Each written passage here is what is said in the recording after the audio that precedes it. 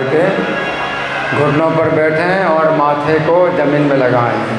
जब तक जयकारा होगा सब लोग कृपा करके घुटनों पर बैठें और माथे को ज़मीन में लगाएं।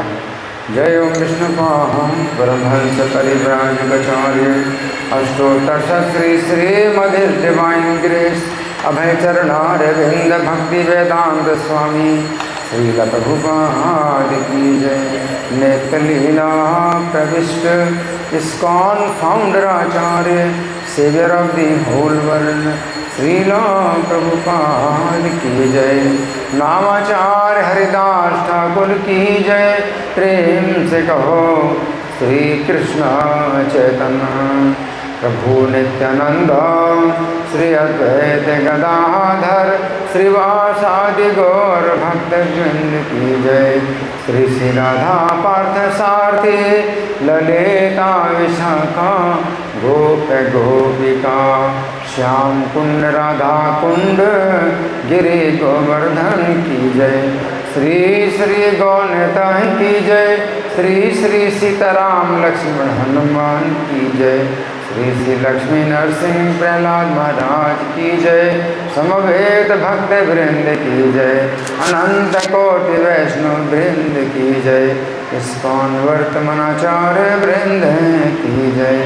गौर प्रेमानंदे all glories to separate devotees, all glories to separate devotees, all glories to separate devotees, all glories to Sri Guru and Gauranga। हरे कृष्णा। तो कल से कुछ विशेष समय शुरू होगा। कल से 1 महीने के लिए विशेष समय शुरू होगा। क्या कल से क्या शुरू हो रहा है विशेष? कार्तिक मास। कार्तिक मास तो परसों से शुरू होगा, लेकिन कार्तिक का नियम कल से शुरू होगा। पूर्णिमा पद्धति है हमारे इस्कॉन वैष्णव कैलेंडर में, पूर्णिमा की पद्धति है। तो कार्तिक का जो नियम है वो आश्विन पूर्णिमा यानी कल से कार्तिक का नियम शुरू हो जाएगा। कल से मंगल आरती तो होगी रोज़ की तरह, नरसिंह आरती होगी, तुलसी आरती होगी, शिक्षाष्टकम का जो पाठ होता है उसकी जगह दामोदर अष्टकम का पाठ होगा। और कल शाम को जो है डेली 1 महीने तक शाम को 7 बजे से या 6:30 बजे से, हाँ 6:30 बजे संध्या आरती होगी, 7 बजे से 9 बजे तक दीपदान का कार्यक्रम होगा। तो बहुत ही ये पवित्र नियम कल से शुरू हो रहा है। तो कार्तिक का जो महात्म्य है वो बहुत विस्तृत है, तो कल से शुरू करना है। तो आज हम कुछ सुनेंगे कार्तिक के नियम के बारे में। विशेष रूप से कल से यहाँ यशोदा दामोदर का दर्शन होगा। माता यशोदा के द्वारा भगवान श्री कृष्ण बंध रहे हैं, बांधे जा रहे हैं, तो वो दर्शन होगा उनका। और दीपदान भी विशेष कार्यक्रम होगा, दामोदराष्टकम का पाठ भी होगा। ये सब कार्यक्रम जो है कल से शुरू होंगे। तो हम सुनेंगे पद्म पुराण के अंदर, सब लोग सुन रहे हैं। अभी मोबाइल का प्रयोग नहीं करना, जहाँ करना है बाहर जाइए। मोबाइल का प्रयोग नहीं होगा, आपस में बातें नहीं होगी।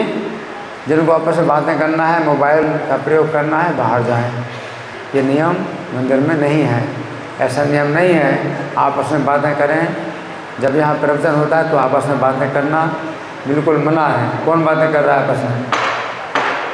आपस में मोबाइल का प्रयोग बिल्कुल बंद, वर्जित है। बाहर जा सकते, बाहर बहुत जो है जगह है आपके लिए, मोबाइल का प्रयोग करो, आपस में बातें करो। इस समय यहाँ पर बिल्कुल शांत, मुंह बंद करना है, कान खोलना है।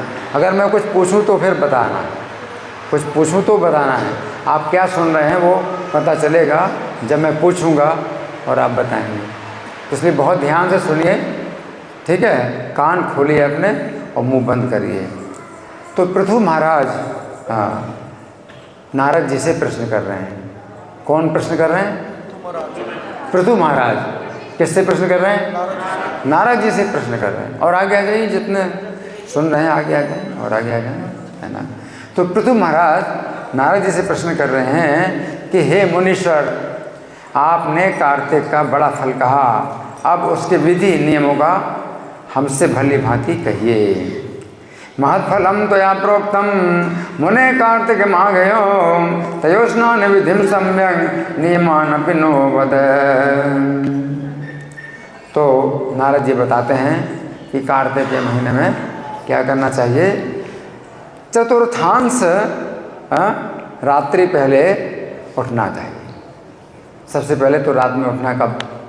रात्रि का चौथा हिस्सा, एक चौथाई हिस्सा जब रह जाता है, बाकी रह जाता है, उस समय उठना चाहिए। अब रात्रि कब से शुरू होती है, कब तक चलती है रात्रि? 8:10 से, रात्रि के 8:10 से रात शुरू होती है और सवेरे 5:46 तक रात चलती है। ठीक है, रात्रि कब शुरू होती है? 8:10 से शुरू होती है और सवेरे 5:46। देखो 8:10 कितना आश्चर्य है। और सवेरे 5:46 तक रात चलती है। ठीक है, अब इसके 4 हिस्से हैं, रात के 4 हिस्से हैं, है ना। और प्रत्येक हिस्सा 2 घंटा 24 मिनट का होता है। कितना? 2 घंटा 24 मिनट का प्रत्येक हिस्सा होता है। तो रात्रि का जो पहला हिस्सा है उसे कहते हैं प्रदोष काल। 8:10 से 10:34 तक का समय प्रदोष काल होता है। तो एक हिस्सा ये हो गया। फिर निशा काल, रात्रि का निशा काल होता है, जो कि 10:34 से 3:22 तक। ये 2 घंटा 24 मिनट का दूना है। तो 2 हिस्सा वो हो गया जो सोने के लिए होता है। रात्रि के 2/4, है ना, 2/4 है। तो 4 घंटा 48 मिनट का समय होता है निशा काल का, है ना। तो 10:34 से 3:22 तक ये सोने के लिए होता है। फिर निशांत काल होता है, अंतिम चौथा हिस्सा। 3 हिस्से हो गए ना, प्रदोष काल 1 हिस्सा हो गया, निशा काल के 2 हिस्से हो गए, तो 3/4 तो हो गया। अब 1/4 हिस्सा जो है रात्रि का जो बचता है वो होता है निशांत काल, जब निशा का अंत होता है, रात्रि का अंत होता है ना। तो 3:22 से 5:46 तक ये 2 घंटा 24 मिनट का निशांत काल होता है।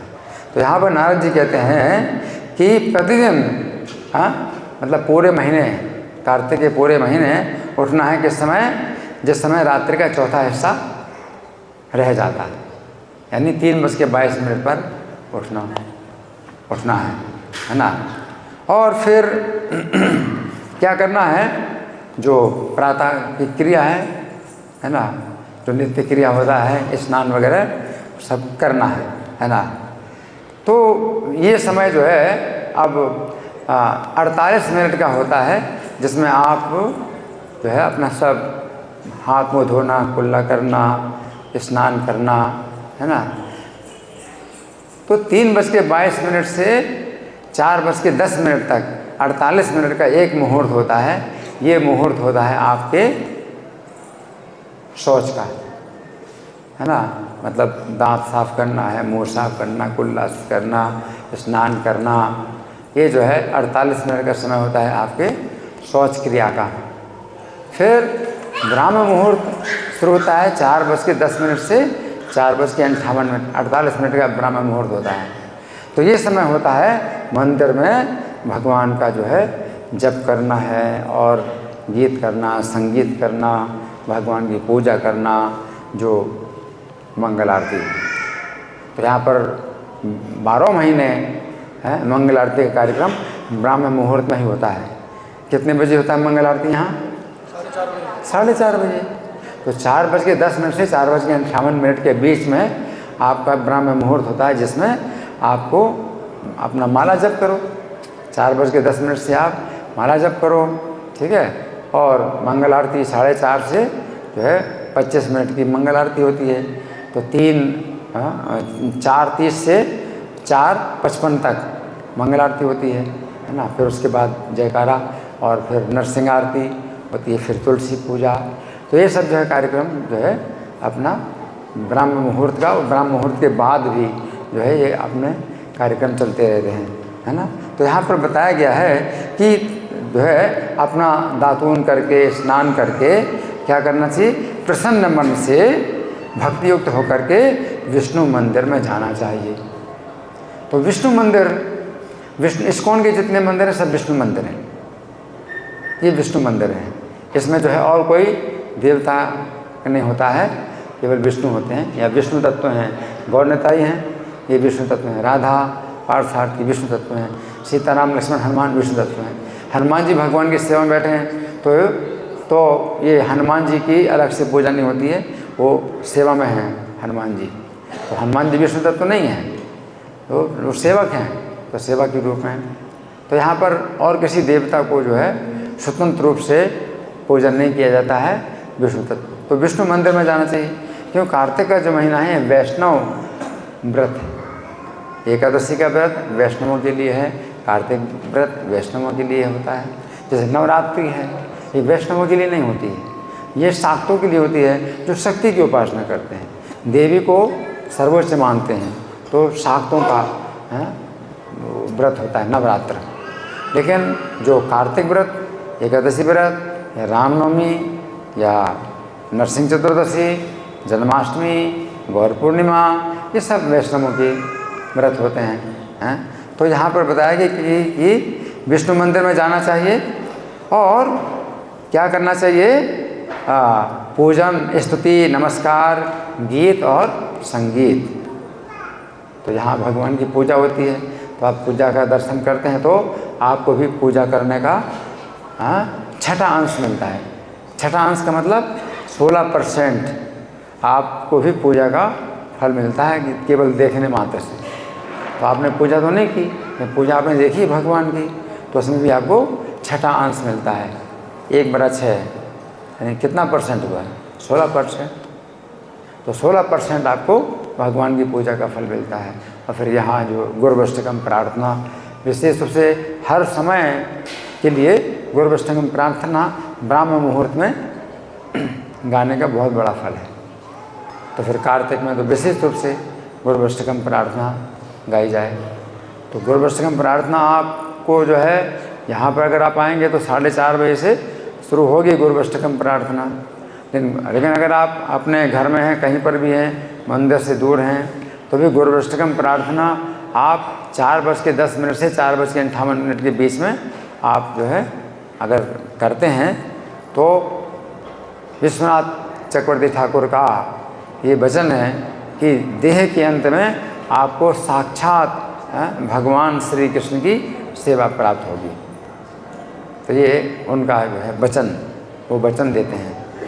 तो गुरुवष्टकम प्रार्थना कार्तिक में विशेष रूप से ब्राह्म मुहूर्त में गाई जाए, और हमेशा के लिए भी ये बड़ी शक्तिशाली प्रार्थना है ना। तो इसको कहते हैं कि मंगल करना चाहिए, प्रसन्न मन से भगवान की जो है विष्णु मंदिर में जाना चाहिए, और पूजन, स्तुति, नमस्कार करके गीत आदि मंगल करे। तत्र देवस्य पाद्यादीन उपचारान् पृथक पृथक कृत्वा स्थित्वा पुनर्नत्वा कुर्यान् गीतादि मंगलम। तो ये मंगल, गीत आदि मंगलम, गीत संगीत का मंगल करना चाहिए, उसी को हम कहते हैं क्या, मंगल आरती। तो मंगल आरती करना चाहिए, है ना। ताल, वेणु, मृदंग आदि की ध्वनि से युक्त नाचने वालों समेत गवैयों का जो है सत्कार करना चाहिए। जो गाने वाले होते हैं, गाते हैं और माइक में गाते हैं।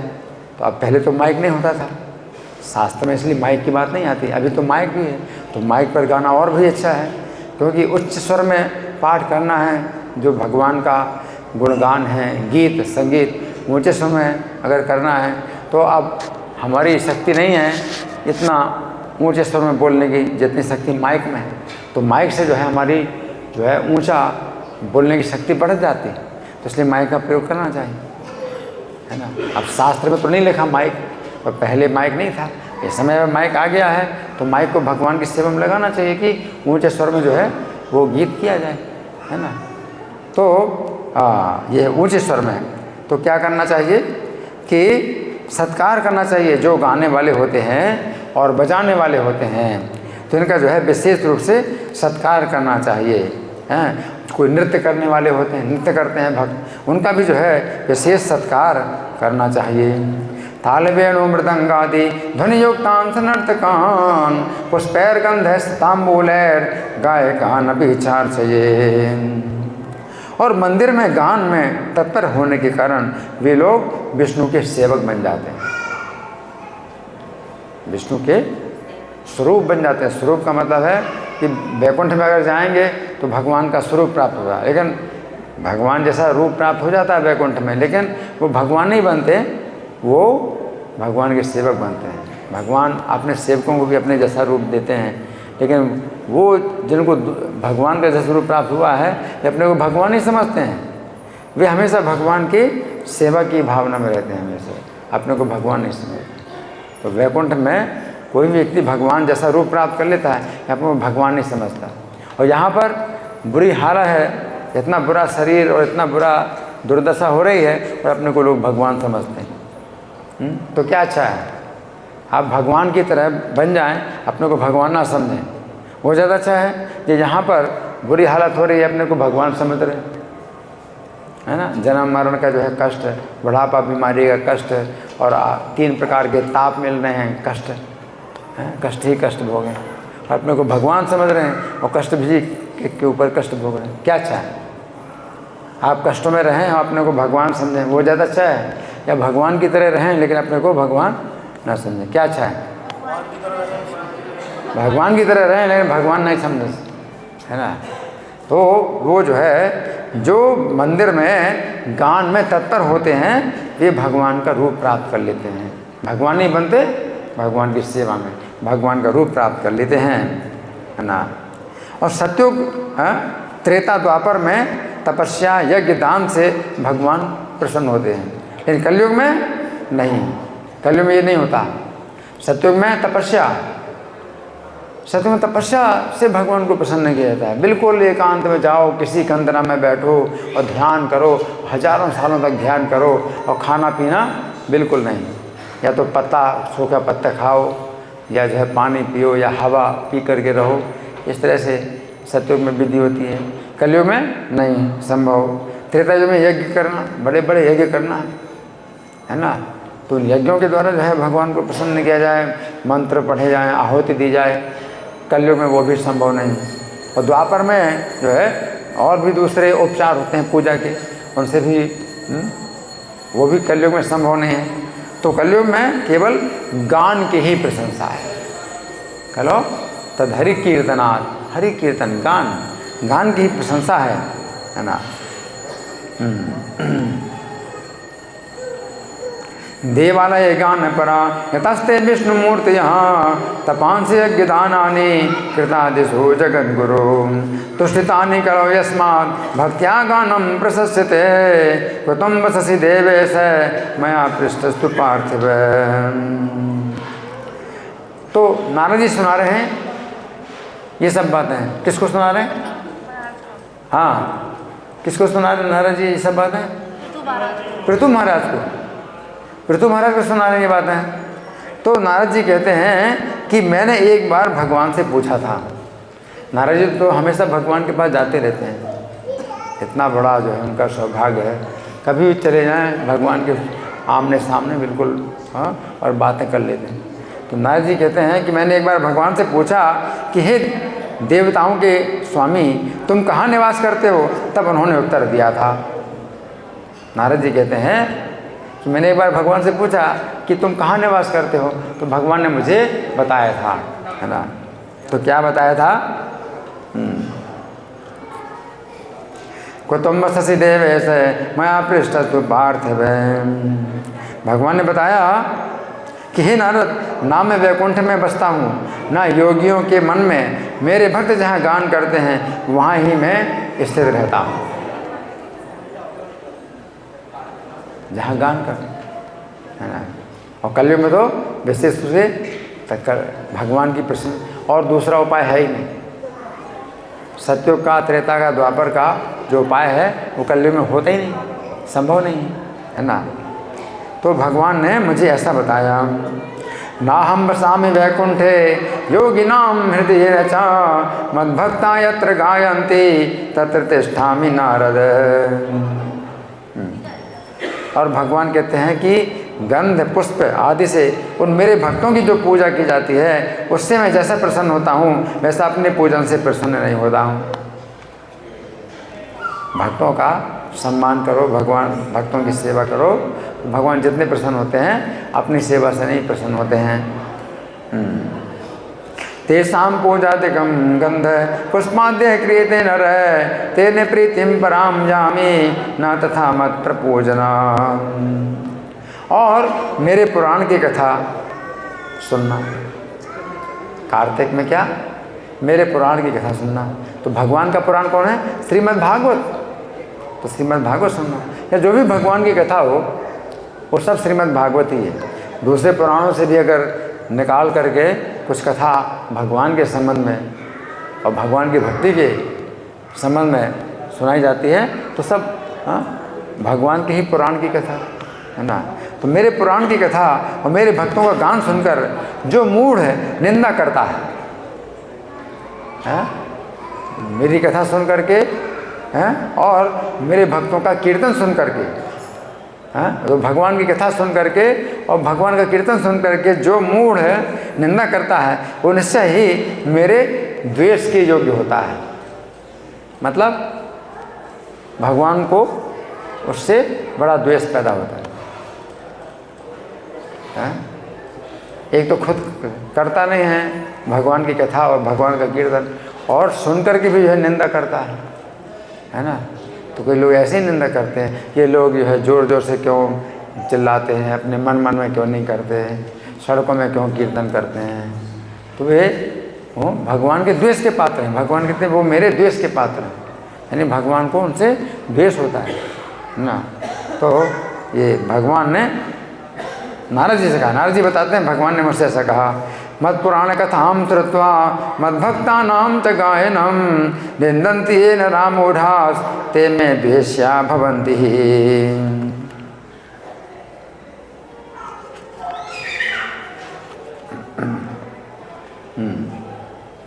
और भगवान की पूजा कुछ अगर आप करते हो कार्तिक के महीने में तो भगवान से इस प्रकार से प्रार्थना करना चाहिए कि हे देवताओं के स्वामी, मैंने जो पूजन किया है उसमें कोई मंत्र है ही नहीं, मैं कुछ मंत्र नहीं जानता, तो मंत्रहीन है मेरी पूजा क्रियाहीन है, मेरी पूजा भक्तिहीन है।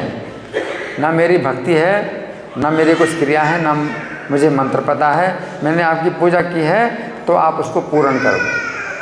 अगर भगवान से प्रार्थना करोगे तो भगवान उस दीनता से प्रसन्न हो जाते हैं और अपना भक्त मानते हैं। अगर आपने कहा कि मैं आपका भक्त नहीं हूँ तो आप भक्त बन गए, भगवान की नज़र में भक्त बन गए।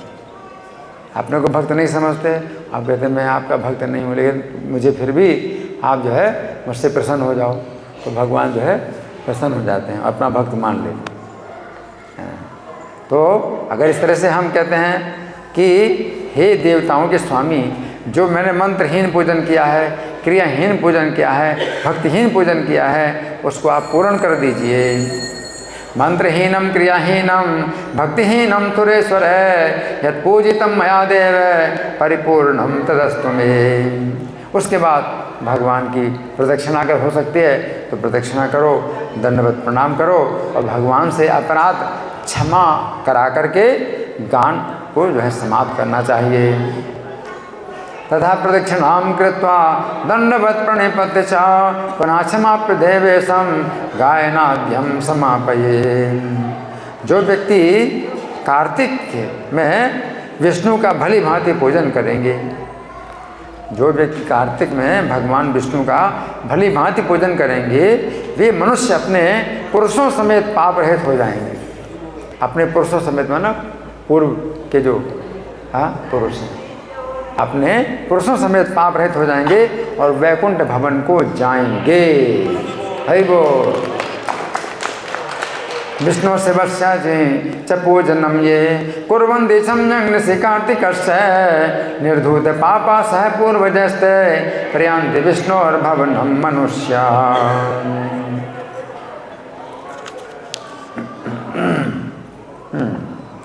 तो जो कार्तिक में जो व्रत किया जाता है तो उसमें भगवान से जो है प्रार्थना की जाती है कि हे जनार्दन, हे देव देवेश, हे दामोदर, मैं तुम्हारी प्रसन्नता के लिए कार्तिक में विधि पूर्वक प्रातः स्नान करूँगा। तुम्हारी प्रसन्नता के लिए कार्तिक में विधि पूर्वक प्रातः स्नान करूँगा। मृतनः कार्तिके मासी स्नातस्य विधिवन् मम गृहाणार्ध्यं मया दत्तं राधया सहितो हरे। और इस प्रकार से भगवान को नमस्कार करें और जल में स्नान करना है। और हे दामोदर, आपकी कृपा से मेरा पाप नष्ट हो जाए, ये भी प्रार्थना करना चाहिए कि हे दामोदर, आपकी कृपा से मेरा पाप नष्ट हो जाए। ध्यात्वा नत्वा च देवेशं जलेस्मिन् स्नातुमुद्यतः तव प्रसादान् पापं मे दामोदरे विनश्यतु। फिर प्रार्थना करें, हे हरे, कार्तिक महीने में विधि पूर्वक स्नान किया हुआ मैं व्रती हूँ, अतः आप राधा के साथ आप मुझे स्वीकार कीजिए। कार्तिके हम करिष्यामि प्रातः स्नानं जनार्दन प्रीत्यर्थं तव देवेश दामोदर यथा विधि। तो हे दैत्यों का विनाश करने वाले, हिरण्यकशिपु का वध करने वाले श्री कृष्ण, कार्तिक के महीने में मैं आपकी जो पूजा करता हूँ वो आप ग्रहण कीजिए। नित्येन मित्यके कृष्ण कार्तिके पापनाशने गृहाणार्घ्यं मया दत्तं धनुजेन्द्र निषूदन। और प्रार्थना करना चाहिए भक्तों को आनंद देने वाले, हे भक्तों को आनंद देने वाले, आप देवताओं के कार्य के लिए अनेक रूप धारण करते हैं, आप सब पापों को नष्ट करने वाले हैं। तो हे श्री कृष्ण, कृपा करके मुझको पवित्र कीजिए, ये प्रार्थना करना है। तथा भून देव कार्यार्थम या पुरा भक्त भावना स विष्णु सर्व पापघ्ना पुनः तू कृपया त्रमा। और विष्णु की आज्ञा पाकर कार्तिक व्रत करने वालों की सब देवता रक्षा करते हैं। ये पता होना चाहिए, भगवान विष्णु की आज्ञा पा करके सब देवता उसकी रक्षा करते हैं जो कार्तिक का व्रत करता है। भगवान ने देवताओं को आज्ञा दी है, भगवान ने देवताओं को आज्ञा दी है कि कार्तिक का जो व्रत करते हैं तो मेरी आज्ञा से तुम लोग उनकी रक्षा करो, है ना। तो वे सब देवता मेरी रक्षा करें। विष्णुराज्ञाम अनुप्राप्य कार्तिक व्रत कार्यकान रक्षन्ति देवास्ते सर्वे माम पुनन्तु सभा सभा।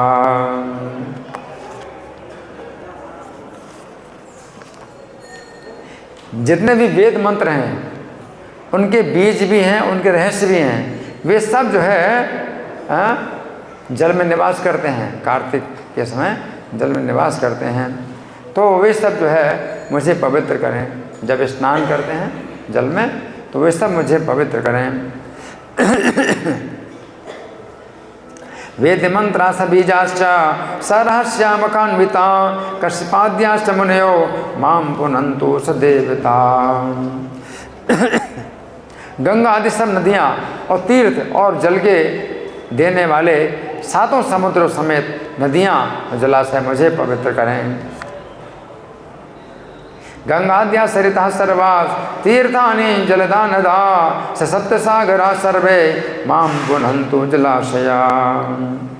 अदिति आदि माताएं, देवताओं की माता अदिति हैं और भी माताएं हैं, तो अदिति आदि माताएं हैं। और जितने यक्ष हैं, सिद्ध हैं, सर्प हैं और तीनों लोकों की औषधियाँ हैं और पर्वत हैं, वो सब मेरी रक्षा करें कार्तिक में, है ना। ये सब रक्षा करते हैं, है ना। पतिव्रतास्त्वादित्यां द्या यक्षा सिद्धा सपन्नगा औषध्या पर्वतश्चापि माम पुनंतो त्रिलोकजा।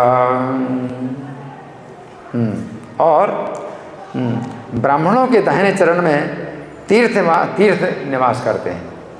ब्राह्मणों के दाहिने चरण में तीर्थ निवास करते हैं, सब तीर्थ निवास करते हैं। लेकिन शुद्ध ब्राह्मण है, शुद्ध ब्राह्मण हो, इस्कॉन में ब्राह्मण बनाए जाते हैं। कोई सोचता है कि नहीं ब्राह्मण तो जन्म से पैदा होता है, गलत है। ब्राह्मण जन्म से नहीं पैदा होता है, ब्राह्मण परिवार में पैदा होने से कोई ब्राह्मण नहीं बन जाता है। ब्राह्मण बनता है कैसे? प्रशिक्षण के द्वारा, ट्रेनिंग के द्वारा। तो जो ब्राह्मण होते हैं उनके दाहिने चरण में तीर्थ वास करते हैं और वेद उनके मुख में रहते हैं। उनके मुंह से जो शब्द निकलते हैं वो वेद के वचन होते हैं। ब्राह्मण जो है जब कोई बन जाए प्रशिक्षण के द्वारा शुद्ध ब्राह्मण बन जाता है तो मुंह से जो निकलता है वो वेद ही होता है। उसके मुख में वेद निवास करते हैं और दाहिने चरण में सब तीर्थ निवास करते हैं। और सब अंगों में देवता निवास करते हैं। ब्राह्मण के शरीर के सब अंग करते हैं। इस कारण उनकी पूजा करने से मैं भगवान कह रहे हैं कि मैं पूजित होता हूँ। पादे वेदास्तन्मुखमाश्रिता सर्वे सर्वांगे स्वाश्रिता देवा पूजितोऽस्मि तदर्चया। पृथ्वी में ब्राह्मण विष्णु के स्वरूप है। पृथ्वी में जो ब्राह्मण है वो भगवान के स्वरूप, मतलब रिप्रेजेंटेटिव। यहाँ स्वरूप का मतलब प्रतिनिधि समझिए, भगवान का संदेश देने वाले हैं। पृथ्वी में ब्राह्मण विष्णु के स्वरूप है। कल्याण चाहने वाला अपमान और ना ही विरोध करे। अगर कल्याण चाहते हो तो ब्राह्मणों का अपमान नहीं करना, ब्राह्मणों का विरोध है ना। ये जो है हमेशा के लिए नियम है। रूपिणो विष्णु स्वरूपम ना विमान्या नो विरोध्या कदापि शुभ। और फिर का जो व्रत है, प्रिया तुलसी देवी की पूजा करना चाहिए। जैसे है भगवान तुलसी पूजा करना चाहिए मन से, और नमस्कार एक करना चाहिए। प्रत्येक करना तुलसी को करना चाहिए। देवैस्त ततो हरि तुलसी मर्चयेत् व्रती नमस्कारान् कुर्यादेकाग्रमानसः। और हे तुलसी के देवताओं द्वारा की गई और मुनीश्वरों द्वारा पूजित की। हे हरि की प्यारी, तू मेरे पापों को दूर कर। माता है तुलसी माता, तू देवताओं के द्वारा पहले निर्मित की गई है। हे हरि की प्रिया, तू मेरे पापों को दूर।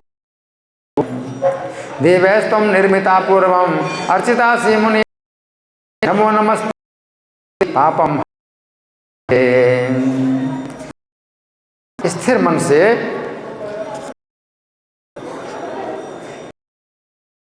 पुराण के द्वारा सुनना चाहिए। स्थिर मन से पुराणों में जो वर्णित है अपने है। हरि कथा जो है हमें शास्त्रों से सुनना चाहिए, है अपने मनमाने ढंग से नहीं। का प्रभु श्री कृष्ण भी तो क्रिकेट खेलते थे, तो प्रभुपाद ने कहा कि है ना कृष्ण खेल तो भी जो नहीं है तो तुम मत करो वर्णन, क्योंकि फिर आगे चलकर क्या होगा, श्री कृष्ण को फिर जो है कल्पना ही, अपनी कल्पना से तुम कृष्ण के बारे में कुछ भी बताओगे तो फिर कृष्ण को जो है फिर काल्पनिक ही लोग समझेंगे। अच्छा लगता है, बड़ा अच्छा लगता है, लोग कृष्ण की लीलाएं दिखाते हैं, लिखी नहीं है शास्त्र में, बना बना करके दिखाते हैं। तो जो देखने वाले तो उनको अच्छा तो लगता है, आगे चल करके फिर कृष्ण क्या हो जाएंगे, उनके दिमाग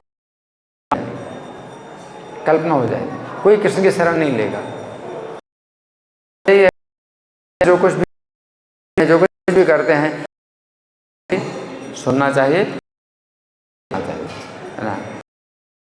कि एकाग्र मन से पुराण संबंधी हरि कथा सुनो और भक्ति युक्त वृत्ति उन ब्राह्मणों का पूजन।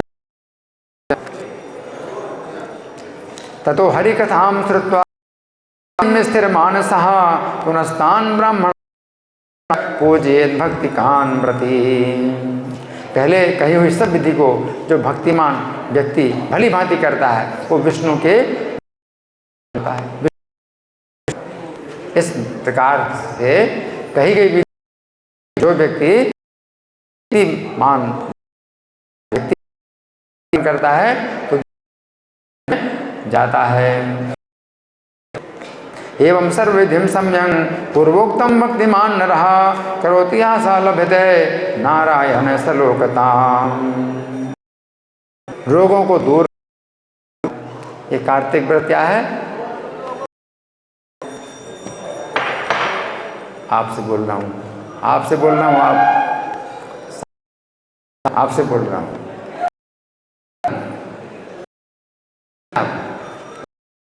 करना है तो बाहर जा सकते हैं, है ना। थोड़ा आप कहाँ बैठे हैं, थोड़ा तो, है ना। मैं क्या बता रहा हूँ आप बताओ।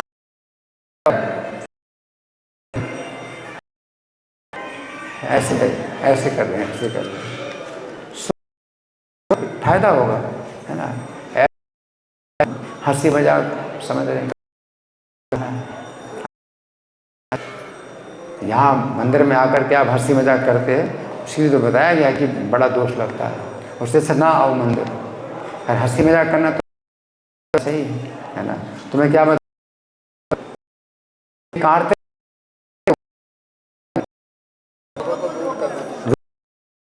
है और पापों को ना उत्तम बुद्धि देने वाला है, कैसी बुद्धि को देने वाला है और पुत्र धन प्रदान करने वाला है, धन प्रदान करने वाला है और मुक्त। और हरि का ये प्रिय कार्तिक व्रत है, उसको छोड़ करके और दूसरा भगवान को प्रिय नहीं है। रोगापहम परम पुत्र धनादि साधकम मुक्तिर निधानम नहीं कार्तिक विष्णु प्रियादन्य देहाति शोभन। अब नारद जी कहते हैं कि हे महाराज, आप कार्तिक के नियमों को सुनो। नारद जी कह रहे हैं कि आप कार्तिक के नियमों को सुनो। किससे कह रहे हैं? पृथु महाराज से कह रहे हैं। महाराज उनको संक्षेप से सुनिए, ऐसे नहीं खिसकाना लकड़ी, ये लकड़ी को ऐसे नहीं, ये कौन खिसका रहा है लकड़ी? ना करो, लकड़ी नहीं खिसकाना, इस तरह से आवाज होती है। कौन खिसकाता है लकड़ी इस तरह से? आप समझ रहे, कथा चल रही है। ये लकड़ी के जो दरवाजे दीवारें हैं, हमेशा के लिए बता रहा हूं, खिसकाओ तो बहुत आराम से खिसकाओ, आवाज नहीं होना चाहिए बिल्कुल। मंदिर के कर्मचारी हैं, मंदिर होना चाहिए। कथा चल रही है, लकड़ी बिल्कुल आवाज नहीं होना चाहिए। थोड़ा ऊपर उठा दो, इसमें पहिए नहीं लगे हैं, थोड़ा ऊपर उठा के करो। ध्यान रखना हमेशा, कभी ऐसे सबको मना करना है, लकड़ी जोर से आवाज करते हैं। कथा चल रही है, कभी भी ऐसे जोर से आवाज नहीं करना लकड़ी खिसका करके। मैं क्या बता रहा था? कार्तिक के नियम। हाँ, कार्तिक के नियम, इसको संक्षेप से सुनो। कार्तिक प्रति नाम पुंसाम नियमाय प्रकीर्तिता तांछड़स्व महाराज कथ्यमानान समासतः। तो क्या है कि पराया अन्न नहीं खाना है, दूसरों से द्रोह नहीं करना है, परदेश को नहीं जाना है। कार्तिक व्रत करने वाला छोड़ दे। अब जाना पड़े तो अलग बात है, लेकिन यथासंभव अगर बने तो ना जाएं, है ना। तो कार्तिक के व्रत में ये है, परान्नम च परद्रोहम परदेश गमनम तथा तीर्थम विना सदैव है वर्जित कार्तिक व्रती। और देवताओं की निंदा, वेदों की निंदा, ब्राह्मणों की निंदा, गुरु की निंदा छोड़ देना बिल्कुल, है। देवता, वेद, ब्राह्मण, गुरु की निंदा छोड़ देना। गौ की निंदा, स्त्री और राजा, इन सब की निंदा और अपने से बड़ों की निंदा कार्तिक का व्रत करने वाला छोड़ दे, नहीं करना है, निंदा नहीं करना। प्राणम च परद्रोहम परदेश गमनम तथा तीर्थम बिना सदैव है वर्जेत कार्तिक व्रती। देव वेद दुजाति नाम गुरु गोव्रति नाम तथा स्त्रीराज महताम निंदा वर्जेत कार्तिक व्रती।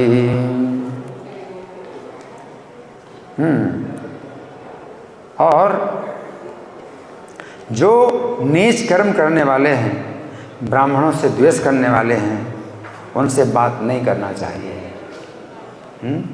जो नीच कर्म करते हैं, ब्राह्मणों से द्वेष करते हैं, वेद से बाहर चलते हैं, इन सबों से कार्तिक व्रत करने वाला बात भी ना करे।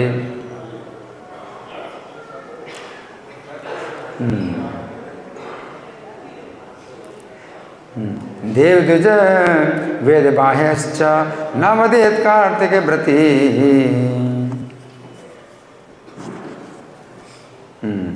और इस विधि के अनुसार कार्तिक व्रत करने वाले मनुष्य को देखकर यमदूत भाग जाते हैं।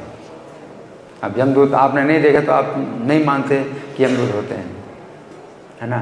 लेकिन जो जिसके पास आते हैं यमदूत, वो देखता है यमदूतों को, है ना।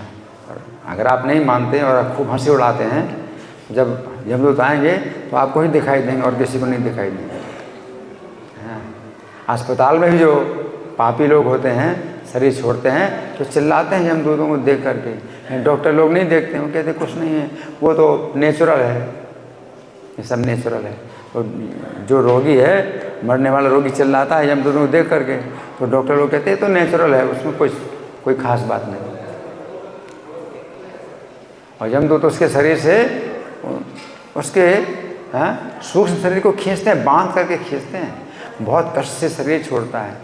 ये अस्पताल में वो मरा और सब डॉक्टर भी देख रहे हैं, लेकिन उनको कुछ किसी को नहीं दिखाई पड़ता।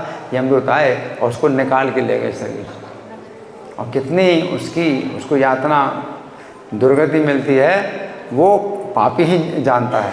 बाकी डॉक्टर लोग सोचते हैं बस ठीक है, हो गया, अब खेल समाप्त हो गया, जबकि खेल अब शुरू हुआ है। अब असली खेल तो अब शुरू हुआ है। शरीर छोड़ने के बाद उसको नरक में यातनाएं दी जाएंगी, कितनी यातनाएं दी जाएंगी।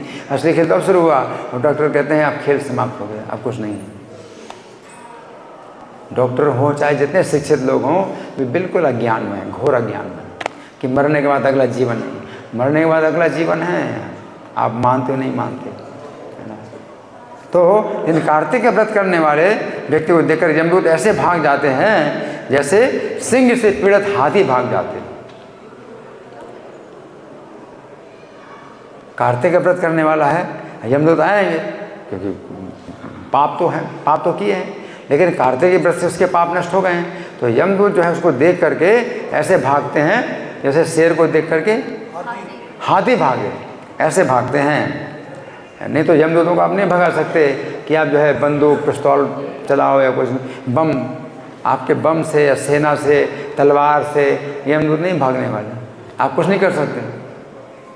आपने डंडा, आप कुछ डंडा भी ले लो हाथ में, यमदूतों को आप कुछ नहीं कर सकते। हाँ, कोई उपाय नहीं है यमदूत भगाने का।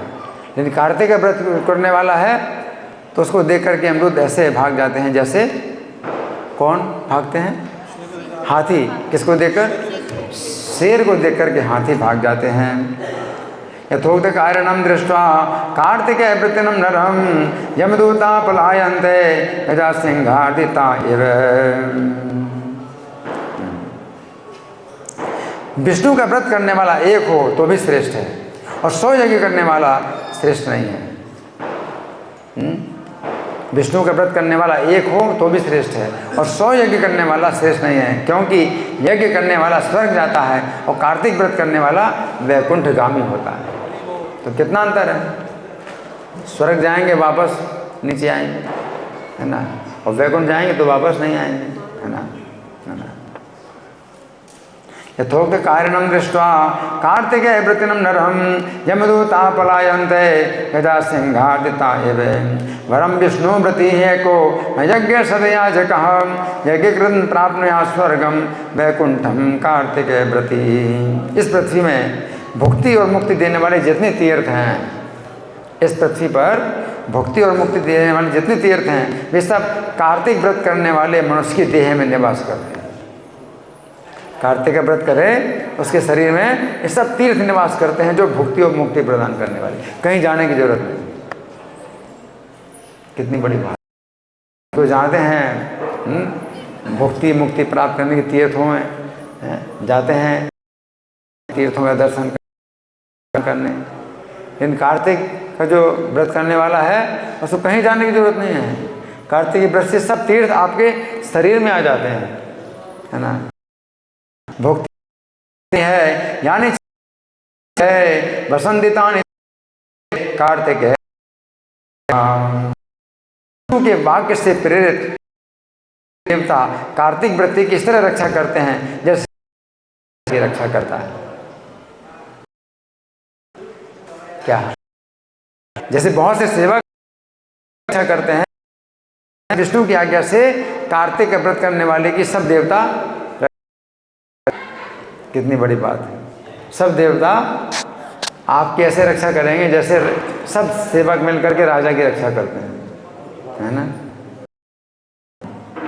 कार्तिकेय व्रतेन पुंसो विष्णुवाक्ये प्रणोदितः कुर्वन्ति करा यथा। यानी देवताओं की देव के सब देवता करते हैं जैसे सेवक राजा की रक्षा करते हैं। हाँ, विष्णु जहाँ पूजित होकर स्थित ग्रह भूत और पिशाच किसी को भूत पिशाच की बाधा होती है, वहाँ पर ग्रह भूत पिशाच जहाँ पर विष्णु व्रत करने पूजित होकर उसके अगर उसकी सम्मान होता है तो वहाँ भूत और पिशाच नहीं रहेंगे। करने वाला अगर सम्मानित हो, जो लोग सम्मान करेंगे, बाधा पिशाच की बाधा नहीं होगी।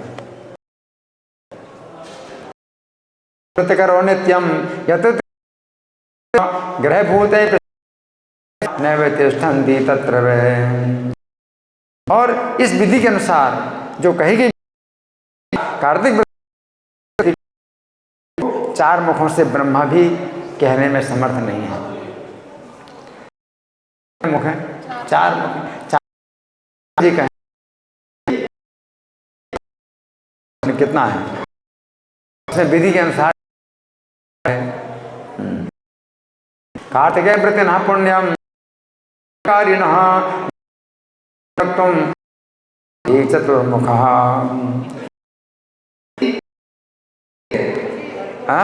इस कार्तिक करता है, पापों को नाश करने वाला करता है, अच्छे पुत्र धाने की जो कार्तिक व्रत करता है, नियम से करता है, तीर्थों की यात्रा प्रयोजन है। से क्या प्रयोजन है? विष्णु सनातनम चा सत्पुत्र पौत्र धन धान्य विवृद्धिकारी ऊर्जमृतम संयमम कुरुते मनुष्य परिशीलन से भया च। कुछ है कि जो है नियम और कार्तिक का महात्म्य। हमारे पास अभी कुछ समय है, आप लोगों की ओर प्रश्न है, कोई चर्चा है, मैं प्रश्न करूं, मैं प्रश्न करूं, तो मैं प्रश्न कर रहा हूं। तो यहाँ कि जो यमदूत हैं, है ना, जिसने कार्तिक, है ना, तो यमदूत अगर आएंगे, यमदूत अगर आएंगे देख करके कैसे भाग डर के भाग जाते हैं। कैसे? हाँ, बहुत से हाथी भी हों, एक शेर होगा और बहुत से हाथी हो तो सब भागेंगे। बहुत से हाथी मिलकर शेर के सामने नहीं खड़े हो सकते। उसी पर यमदूत करने वाला जो है शेर जैसा, और यमदूत है ना। और ये बताया गया कि 100 यज्ञ करने वाला 100 भी श्रेष्ठ नहीं है। और कार्तिक का क्यों श्रेष्ठ नहीं है, और कार्तिक का एक श्रेष्ठ है? क्यों?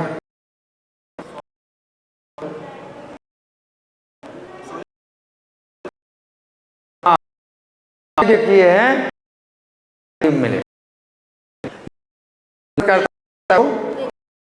मिलेगा।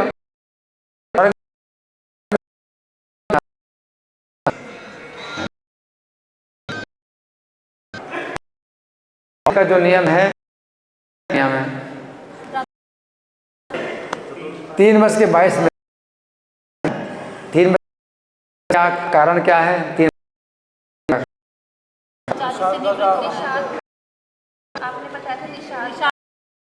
निशांत काल शुरू होता है, यानी रात्रि का जो चौथाई हिस्सा जब रह गया है ना, रात्रि का चौथाई हिस्सा रह गया है ना। रात्रि का चौथाई हिस्सा कितना होता है? 3:22 लेकिन उसकी अवधि कितनी है? 2 घंटा 24 मिनट। रात्रि का चौथा हिस्सा 5:46 तक रात चलती है ना। तो 2 घंटा 24 मिनट घटाओ तो 3:22 आए। तो 3:22 पर उठना, और फिर कितना समय होता है अपना शौच स्नान? 48 मिनट का टाइम है स्नान शौच करना है। कितने? 4:10 ठीक है। फिर 4:10 से 4:58 तक 48 मिनट का समय ये क्या होता है? जप, स्मरण, गान, गीत, ये सब जो है कार्य ब्रह्म मुहूर्त का होता है।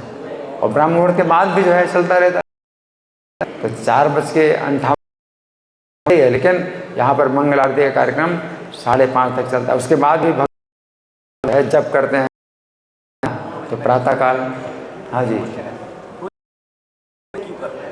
ब्रह्म मुहूर्त है। ये जो ब्रह्म मुहूर्त है ये बहुत पवित्र होता है। जो है मुहूर्त में क्या होता है? ये कार्यक्रम होते हैं देवताओं के। अगर आप अगर आप ये सब कार्य करते हैं मंगल और करते हैं नृत्य, और अगर आपकी तक भोगों की इच्छा है तो स्वर्ग में भी हम चले। जो ब्राह्मण वो शुरू होता है मकर संक्रांति के दिन से। यहाँ वहाँ का एक साल, वहाँ का एक दिन यहाँ के 1 साल के बराबर होता है। यहाँ का 1 साल वहाँ, तो उनका हमारे जब 1 साल बीतते ब्रह्म मुहूर्त एक बार आता है स्वर्ग में। तो वो मकर संक्रांति का जो दिन होता है, का संक्रांति हम लोग करते हैं ना, स्नान वगैरह करना, देवताओं का ब्रह्म पवित्र है।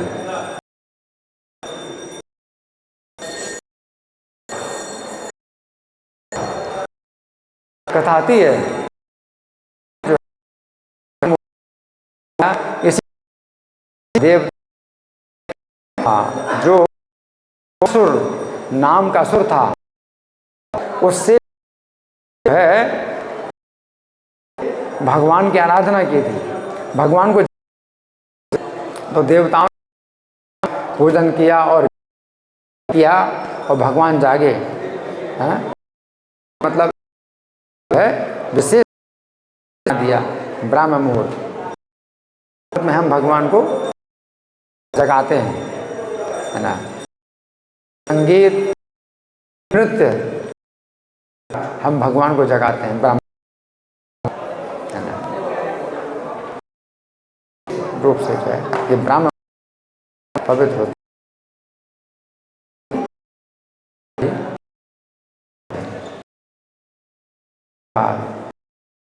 एक महीने शाम की क्लास दीपदान होगा शाम को 7 बजे से 9 बजे तक दीप कीर्तन चलता संग में श्री कार्तिक महामहोत्सव की जय, श्रील प्रभुपाद की जय, राधा पाठशाला विशाखा की जय, सीताराम लक्ष्मण हनुमान की जय, श्री राज की जय।